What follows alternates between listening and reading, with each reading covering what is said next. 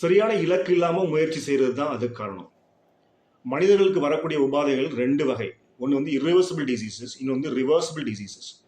இப்போ irreversible disease வந்து குணமாக்கவே முடியாது அப்படின்னு சில நோய்கள் இருக்குது. என்னதான் பண்ணாலும் குணமாகாது. இன்னொன்று வந்து ரிவர்சிபிள் டிசீசஸ். அதை வந்து கொஞ்சம் லைஃப் ஸ்டைல், கொஞ்சம் வாழ்க்கை முறையெல்லாம் மாற்றினா நம்ம ஓரளவுக்கு ஆரோக்கியத்தை ரீசெட் பண்ணிடலாம். அப்படியும் சில டிசீசஸ் இருக்குது. ஆனால் அந்த ரிவர்சிபிள் டிசீசஸ் கூட நம்ம irreversible நினச்சிட்டு இலக்கு செட் பண்ணோம்னா நம்ம முயற்சிகள்லாம் வீணாக தான் போகும். ஸோ இப்போ ஆரோக்கியத்துக்கு கொஞ்சம் கூட முயற்சி செய்யாமல் வாழ்ந்தவங்க கூட அவங்களுக்கு உடம்புல நிறைய irreversible இஷ்யூஸ் இருக்கும் உடம்புல. அதை வந்து மாற்றவே அந்த அந்த அந்த டேமேஜ் இருந்து உள்ள டேமேஜை கம்ப்ளீட் அந்த வந்து அது ரிவர்ஸ் பண்ண முடியாது. டேமேஜ் பர்மனன்ட் டேமேஜ் வச்சுக்கோங்க. ஆனாலும் கூட ஏதோ ஒரு பாதிப்படையாத ஒரு செயல்பாடு உடம்புல இருக்கும். ஒரு சில செயல்பாடுகள் இருக்கும். அந்த செயல்பாடுகளை நம்ம வந்து ஸ்ட்ரென்த்தா வச்சு கூட, நம்மளோட அசர்ட்டா வச்சு கூட, அதை வச்சு நம்மளோட ஹெல்த்தை மேலும் முன்னேற்ற ட்ரை பண்ணலாம்.